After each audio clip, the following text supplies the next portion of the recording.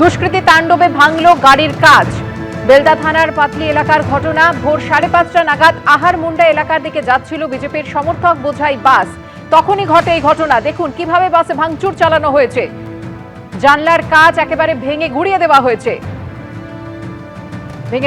বাসটির পেছনের জানলার কাঁচও। আমরা যোগাযোগ করে নিয়েছি আমাদের প্রতিনিধি অমিত জানার সঙ্গে। অমিত, ব্রিগেডের যে সভা ছিল সেই সভার উদ্দেশ্যে কিন্তু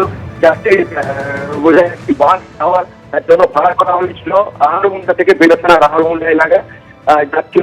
যখনই বেশ একদম ভোর রাতের সময় বেশ কিছু দুষ্কৃতকারী বাসটিকে আটকায় এবং আটকে ড্রাইভারকে জিজ্ঞেস করে যে বাসটি কোথায় যাচ্ছে। তখন তারা জানায় যে ব্রিগেডের যে বিজেপির সভা রয়েছে সেখানেই কিন্তু যাওয়ার জন্য তারা বাসটিকে নিয়ে এসছে এবং আহারমুন্ডা যাবে। তখনই বাসটিকে অতর্কিতে বেশ কয়েকজন বাইক বাহিনী ঘিরে ধরে গোটা চারিদিকে এলোপাতাড়ি লাঠিচার্জ করে ভাঙচুর চালায়। এমনকি চালক এবং খালাসি যিনি ছিলেন তাদেরও হাতে লেগেছে, এমনটাই কিন্তু তারা অভিযোগ করছেন। তারপরে ভাঙচুর চালিয়ে তারা কিন্তু চম্পট দেয়। ঘটনাস্থলেই বাসটি বেশ দীর্ঘক্ষণ আটকে থাকার পর এই মুহূর্তে কিন্তু তারা বাসটিকে ঘুরিয়ে নিয়ে চলে আসছে। যদিও বিজেপির তরফ থেকে অভিযোগ করা হচ্ছে যে যেহেতু ব্রিগেডের সভা রয়েছে সেই কারণেই তৃণমূল আশ্রিত দুষ্কৃতকারীরা এই বাসটির উপর হামলা চালিয়েছে। যদিও তৃণমূলের ব্লক সভাপতি নারায়ণগড় ব্লকের সুকুমার জানা তিনি জানিয়েছেন যে তৃণমূলে এই ঘটনার সঙ্গে কোনোভাবেই যুক্ত নয়, পুলিশ ঘটনা তদন্ত করে দেখুক, বিজেপি নিজেরাই করে প্রচারে আসার চেষ্টা করছে। যদিও একে অপরের দিকে অভিযোগ পাল্টা অভিযোগ তুলেছে। যদিও একেবারেই ড্রাইভার যেটা বলছেন যে তারা যখন যাচ্ছিলেন অতর্কিতে এই বাসটির উপর হামলা চালায় বেশ কিছু তৃণমূল আশ্রিত দুষ্কৃতীরা, এমনটাই কিন্তু তারাও জানাচ্ছেন। যদিও এই ঘটনায় এখনো কিন্তু লিখিত কোনো অভিযোগ বেলদা থানায় দায়ের হয়নি। সুকর্ণা, ধন্যবাদ অমিত। আজকে বিজেপির ব্রিগেড আছে কলকাতাতে, তো আহারমুন্ডা থেকে গাড়ি রিজার্ভ করা ছিল। 5টা নাগাদ গাড়ি নিয়ে যাচ্ছিলাম, হঠাৎ করে বললো গাড়ি ঘোরাও। কোথায় যাবে? না বিজেপির ব্রিগেড আছে, আহারমুন্ডা রিজার্ভ আছে, যাচ্ছি। না গাড়ি ঘোরাও। বেশ ভালো কথা, আমি গাড়ি ঘোরাতে যাচ্ছি, পেছন থেকে ভাঙা শুরু করলো ডাং নিয়ে। 5-7 জন মতন ছিল। তারপরে ওরা বন্দুক টন্দুক বের করেছে, কোনোরকম গাড়িটা ঘুরিয়ে নিয়ে পালিয়ে গেছে। একদিকে যখন ব্রিগেডের পথে বিজেপি সমর্থকদের বাসে হামলার ঘটনা ঘটলো, তখনই অন্যদিকে প্রধানমন্ত্রী মোদীর ব্রিগেড সমাবেশের আগের রাতে শহর জুড়ে গো ব্যাক মোদি লেখা হোর্ডিং।